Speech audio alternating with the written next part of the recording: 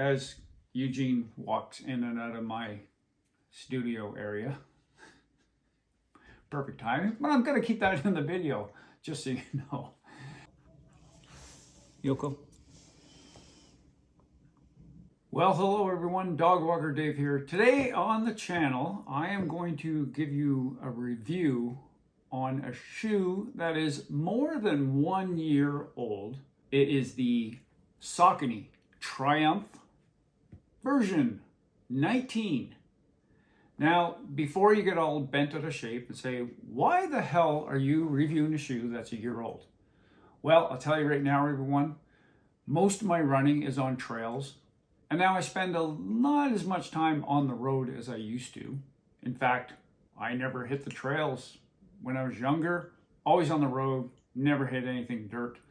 But almost always I try to hit the trails as often as possible.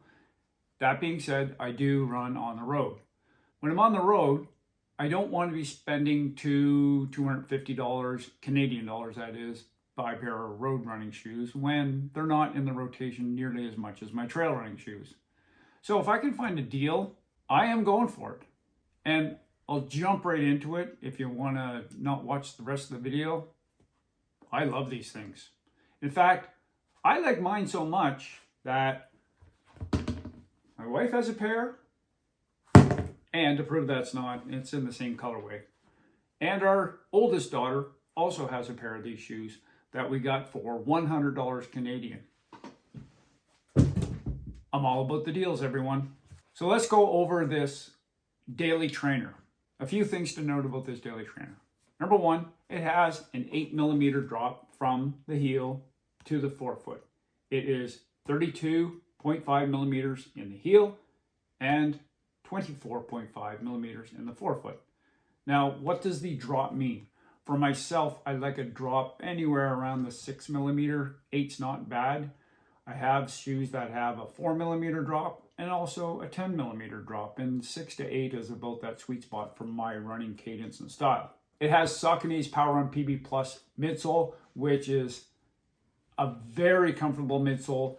It offers a great amount of pushback, meaning that you land on your forefoot, midfoot, heel, whatever it happens to be, and it pushes back nicely, gives you that little bit of a spring back.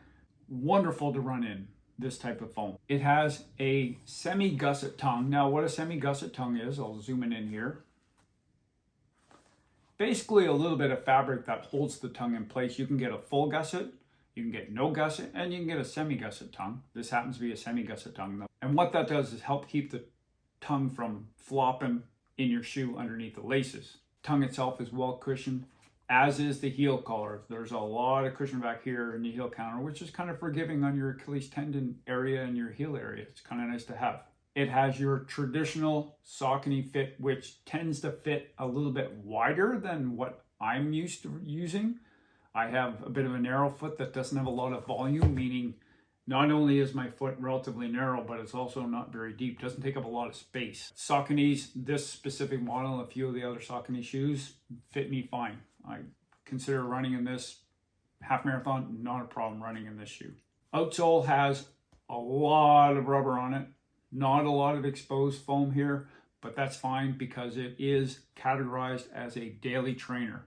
Not something that you're going to try to get a personal record in on a race, but it's great for daily training. That's what it's meant for.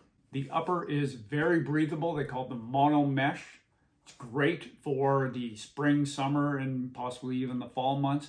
But for myself, I like to have something a little bit more closed off in the winter time. That's when I typically will go with the trail running shoes in the winter because it keeps my feet a little bit warmer because I do get cold feet, even with thicker socks.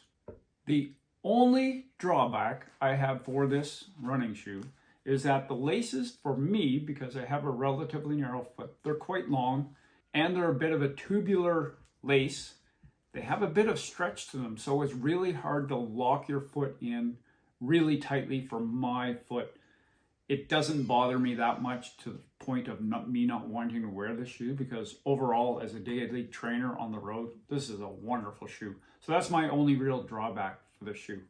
For $100, if you can get your hands on a pair of these, I'm almost tempted to go back to my local running store because I believe they still have my 10.5 in stock, and I could even stock up and get a couple more pair.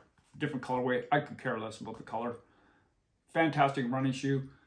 So my point is, if you can get a deal on last year's model for a running shoe, go for it, because you're going to save, in this case, this one retailed for $200 here in Canada, and it's out for $100 now. It's a no-brainer. We have a friend of ours that has the 20 version of the Triumph, and really it's not a whole lot better. Just minor things between the 19 and the 20. It's not worth $100 extra. Thanks for watching, everyone. Appreciate all the support. Get outside. Peace.